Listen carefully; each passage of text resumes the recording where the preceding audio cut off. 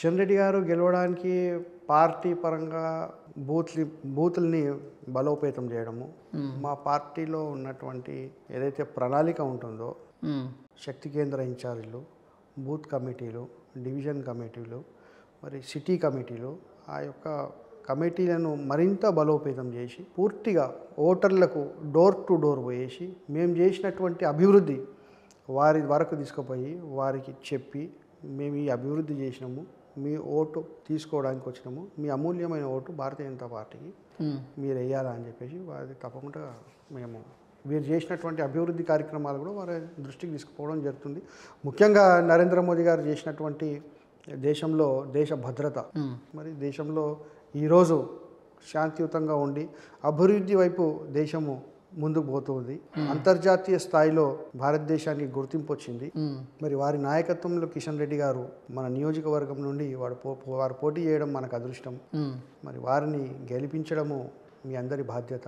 ఎల్లవేళలా మేమందరం మీ దగ్గర ఉంటాము. మీకు ఏ ఇబ్బంది వచ్చినా, వర్షాలు వచ్చినా, ఆ తర్వాత ఎలాంటి ప్రాబ్లమ్స్, డొమెస్టిక్ ప్రాబ్లమ్స్ మీరు ఫేస్ చేసినప్పుడు మీరు భారతీయ జనతా పార్టీకే జరుగుతుంది. ఎన్ని పార్లమెంటు స్థానాలు గెలుస్తాయని మీరు అనుకుంటున్నారు? 10కి పైన గెలుస్తాం.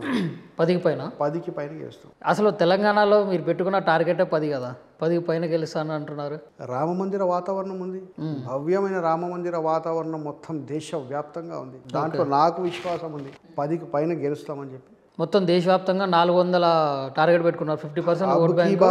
400 పార్ అనేటటువంటి స్లోగన్ ప్రతి ఒక్క ఓటర్లో కూరుకుపోయి ఉంది. కాబట్టి ఓటర్లు లిటరల్గా వచ్చి భారతీయ జనతా పార్టీకి ఓటేసి గెలిపించాలని చెప్పేసి వాతావరణం నిర్మాణమై ఉంది భారతీయ జనతా పార్టీ పక్షాన. ఇక్కడ మనకి తెలంగాణలో ప్రత్యేకంగా చూసుకున్నట్లయితే కాంగ్రెస్ పార్టీ ఇప్పుడు వచ్చే పార్లమెంట్ ఎలక్షన్స్లో మన బీజేపీని, బీఆర్ఎస్ని క్లీన్ స్వీప్ చేస్తా అని చెప్పేసి ధీమాతో ఉంది. మీరేమో మీ కిషన్ రెడ్డి గారిని గెలిపించుకుంటా అని చెప్పేసి మీరు గొప్పలు చెప్తున్నారు. ఎట్లా చేస్తుంది అంటున్నా, చేయడానికి వాళ్ళు మొన్న ఎలక్షన్స్లో ఇచ్చినటువంటి 6 గ్యారంటీల్లో ఏ గ్యారంటీని అమలు చేసినారండి? వాళ్ళు ఏ గ్యారంటీని అమలు చేసినారు చెప్పండి? ఏ గ్యారంటీ కూడా ఇప్పటివరకు అమలు కాలేదు.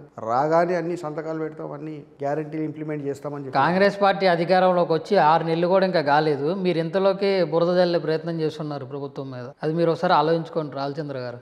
అంటే వారు అన్నమాట అంటున్నా నేను. వారు ఏమన్నారు? రాగానే అన్నిటి మీద సంతకం పెట్టి అన్ని ఇంప్లిమెంట్ అవుతాయని చెప్పారు. వారు అమలు అవుతున్నాయి. ఎక్కడ ఇస్తున్నారండి? పెన్షన్లు ఎక్కడ ఇస్తున్నారు? చెప్పండి. ప్రతి ఇంటికి ప్రతి మహిళకు పెన్షన్ ఇస్తామని చెప్పారు. ఏ ఇంటికి ఏ మహిళకు పెన్షన్ ఇచ్చారు చెప్పండి మీరు? రైతుల ఖాతాల్లో డబ్బులు వేస్తామని చెప్పారు. ఏ రైతుల ఖాతాలో డబ్బులు వేసినారు? రేషన్ కార్డ్స్ ఇస్తామని చెప్పారు. ఎక్కడ రేషన్ కార్డ్స్ ఇచ్చారు?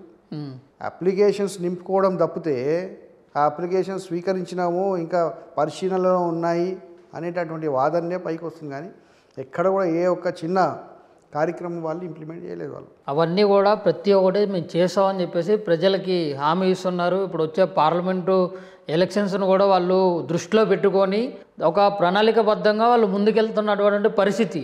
అంటే చిన్నగా అవుతాయి కదా, దాంట్లో మీరు ఎందుకు అంత ఇంకా చేసలేరు, ఇస్తలేరు ఏంటది? ఇప్పుడు మన మాజీ ముఖ్యమంత్రి కేసీఆర్ గారు కూడా చెప్పారు కదా, కొత్త ప్రభుత్వం నిన్న మొన్న వచ్చింది, ఒక 6 నెలలు గడువు ఇవ్వాలని. అవునండి, చిన్నగా అయితే అంటే కేంద్ర ప్రభుత్వం రైతులకు డబ్బులు ఇవ్వటం లేదా? రైతుల ఖాతాల్లో డబ్బులు వస్తూనే ఉన్నాయి కదా, ఎప్పుడు ఆపలే కదా. నరేంద్ర మోదీ గారు గెలిచినటువంటి 2019లో ఇమీడియట్గా డబ్బులు కంటిన్యూస్ వస్తూనే ఉన్నాయి, ఇప్పటికీ వస్తూనే ఉన్నాయి, ఎక్కడ ఆపలే కదా. గత ప్రభుత్వంలో ఉన్న మన మాజీ ముఖ్యమంత్రి కేసీఆర్ గారేమో కేంద్రం నుంచి మాకేం రాలేదు, కేంద్రం నుంచి మాకు వచ్చుంటే మాత్రం మేము ఖచ్చితంగా బంగారు తెలంగాణ చేసేవాళ్ళని ఆయన చెప్తుండ్రు. మీరేమో ఇప్పుడు ప్రజెంట్ కాంగ్రెస్ వచ్చింది, కాంగ్రెస్ వాళ్ళు ఏం చేస్తలేరని చెప్తున్నారు. అంటే మీరు ఎప్పటికీ కూడా చెప్పుకుంటూ కూర్చోడు అయినా అది కదండి, కనబడుతున్నాయి కదా. కనబడుతున్న విషయాలు మీ దృష్టికి తీసుకొస్తున్నాను నేను. కాంగ్రెస్ పార్టీ ఎలాంటి ప్రయాసం చేసేటటువంటి సందర్భాలు కనబడటం లేదు, అది గమనించాలి మీరు. కాంగ్రెస్ పార్టీ ఇచ్చినటువంటి ఈ గ్యారంటీలకు ఎక్కడ కూడా పని మొదలు పెట్టేటటువంటి ప్రయత్నాలు కనబడడం లేదు.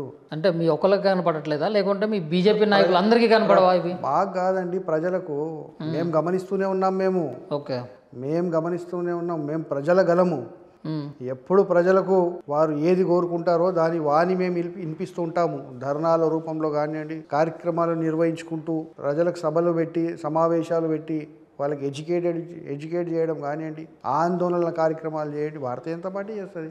భారతీయ జనతా పార్టీకి మించి ఇంకా ఏ పార్టీ కూడా రోడ్లపైకి రాదు, కార్యక్రమాలు చేయదు. ఎప్పుడు మేము పోలీస్ స్టేషన్లకు పోవడము, అరెస్ట్ కావడం, పోలీస్ స్టేషన్లకు పోవడం. ఎందుకు పోతాం? ఎందుకు అరెస్ట్ అవుతాం? ప్రజల ఆందోళనలు చేసుకుంటూ అరెస్ట్ అవుతాం మేము. ఇప్పుడు మరి ప్రజలందరూ సైలెంట్గానే ఉన్నారు కదా, మంచి ప్రభుత్వం వచ్చింది, మంచిగానే చేస్తుందని వాళ్ళు చాలా సంతోషంగా మీరు అంటున్నారు అట్లా. ప్రజల దగ్గరికి వెళ్ళి అడగండి. ఏం రియాక్షన్ లేదు మరి పబ్లిక్. సైలెంట్గా ఉన్నారో వారు, లేకపోతే వాళ్ళకి ఆందోళన ఉందో ప్రజల దగ్గరికి వెళ్ళి అడగని తెలుస్తుంది మీకు. అంటే మీరు రెచ్చగొట్టి మీరు ధర్నాలో దింపుతారు, అది కూడా వాస్తవం. రెచ్చగొట్టేది ఉండదు. మేము కమ్యూనిస్ట్ పార్టీ కాదు రెచ్చగొట్టడానికి. మేము కమ్యూనిస్ట్ పార్టీ కాదు. ఓకే, జాగా ఖాళీ ఉంది, పోయి గుడిసెలు వేసుకుని అక్కడ మీరు బతకండి అని అన్నాం. మేము అలాంటి ఇల్లీగల్ యాక్టివిటీస్ చేయం. మేము రెచ్చగొట్టుడు దాన్ని అంటారు. మేము రెచ్చగొట్టాం. మేము వాళ్ళ కోరికలను తీర్చేటటువంటి పని చేస్తాం. మేము ఎప్పుడు ప్రజల పక్షాన నిలబడే పార్టీ భారతీయ జనతా పార్టీ. సరే, ఇప్పుడు మరి మన బీజేపీ 8, ఎంఎం 7, బీఆర్ఎస్ 39 అంతా కూడా కలిసికట్టు పనిచేసి మరి కాంగ్రెస్ ప్రభుత్వాన్ని పడగొట్టే ప్రయత్నం అలా ఏమైనా చేస్తుంటారా? అలాంటి పార్టీ మాది కాదండి. అలాంటి పని భారతీయ జనతా పార్టీ చేయదు ఎప్పుడు. అంటే అంతా కలిసికట్టుగా ఉండరా? కలిసికట్టుగా ఉండే ప్రసక్తే లేదు. కాంగ్రెస్తో వైర్యం మాకు, మజ్లిస్తో వైర్యము. ఎట్లా కలిసికట్టుగా ఎట్లా పనిచేస్తామండి? అంటే బీఆర్ఎస్ దోస్తియా? బీఆర్ఎస్తోని సంపూర్ణంగా వైర్యము. కేసీఆర్ నరేంద్ర మోదీ గారు కానివ్వండి, కాకపోతే భారతీయ జనతా పార్టీకి కానివ్వండి, ఏ రకమైనటువంటి వ్యాఖ్యలు చేసి వారు అవమానించడం జరిగింది. అవును, అన్సపోర్టివ్గా ఉన్నారు. ప్రధానమంత్రి వస్తే కనీసం ఒక బ్యానర్స్ ఉండి, డిసిప్లిన్ ఉండి, ప్రధానమంత్రి వస్తే వారిని రిసీవ్ చేసుకోవాలి. కేసీఆర్ ఎప్పుడైనా రిసీవ్ చేసుకున్నాడా? ఎవరినో శ్రీనివాస్ యాదవ్ని పంపిస్తాడు, ఆయన మంత్రి, ఈయన పోయి రిసీవ్ చేసుకుంటాడు. రిసీవ్ చేసుకుంటే దానికి మేము తప్పు పట్టడం లేదు, కానీ మినిమం మేనర్స్ అయితే ఉంటాయి కదండి. రిసీవ్ చేసుకోవాలని చెప్పి కాదు రాల్చంద్ర గారు, ఏడ కుస్తీ పట్టినా కానీ ఆడికి పోయి దోస్తీ చేశారు కదా మన కేసీఆర్ గారు. ఏడ కుస్తీ పట్టినా కానీ అక్కడ పోయి దోస్తీ చేశారు కదా. అక్కడ పోయి నరేంద్ర మోడీ గారి ముందు ఇట్లా ఉంటారు కదా. అంటే నరేంద్ర మోదీ గారి దగ్గర ఇట్లా ఉంటారంటే కలిసినప్పుడు నమస్కారం చేస్తారు. రాష్ట్రంలో వారికి కావాల్సినటువంటి నిధులు అడుగుతారు వారు. ఓకే, దోస్తీ అని ఎట్లా అంటారు దాన్ని? రాష్ట్ర ప్రభుత్వ బాధ్యత అది. ఈయన అక్కడ పోయి వారితో నిధులు అర్థించడము, వారు సహకరించడం. ఓకే, సహకరిస్తారు. చాలా విషయాల్లో నరేంద్ర మోదీ గారు మన రాష్ట్రానికి సహకరించడం జరిగింది, రాష్ట్ర ప్రభుత్వం ద్వారా. ఇప్పుడు తెలంగాణలో కానీ కేంద్రంలో కానీ బీజేపీ వ్యతిరేక శక్తులు మొత్తం కూడా ఏకమయ్యి బీజేపీని అసలు మొత్తాన్ని భూస్థాపితం చేయాలన్న ఉద్దేశంలో ఉన్నాయి. అది ఎవరి తరం అవుతుందండి? అది ఎవరి తరం చెప్పండి? దేశవ్యాప్తంలో గాంధీ తెలంగాణలో అవుతుందా? దేశవ్యాప్తంలో కానటువంటి ఈ పని తెలంగాణలో అవుతుందా? ఓకే, ప్రజలు కోరుకుంటున్నారు. ఈరోజు 8 సీట్లు వచ్చినాయి, 19 సీట్లు దగ్గరకు వచ్చి ఓడిపోయినటువంటి సందర్భం ఉంది భారతీయ జనతా పార్టీ. ఈసారి మరి కేంద్రంలో నరేంద్ర మోడీ గారు ఉంటారంట కంపల్సరీ? ఉంటారా అంటే నాకు అర్థం కాలే. ఉంటారా? ఓడిపోతారా? ఎవరు? కాంగ్రెస్. ఈసారి కేంద్రంలో ఖచ్చితంగా కాంగ్రెస్ వస్తుందని చెప్పేసి అంటున్నారు. రాహుల్ గాంధీ నాయకత్వంలో కాంగ్రెస్ వస్తుందా అండి? రాహుల్ గాంధీ గారు ఇక్కడ, నరేంద్ర మోదీ గారు ఇక్కడ, ఎవరితో పోలుస్తున్నారు మీరు? నరేంద్ర మోదీ గారి అంతర్జాతీయ ఫిగర్ వారు.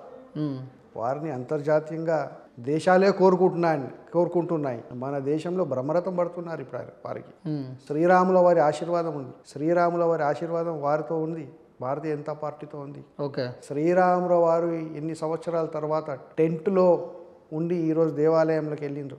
వారి ఆశీర్వాదం తప్పక ఉంది. ప్రజలు వారి అభివృద్ధిని చూసి ఓటు తప్పకుండా ఇస్తారు.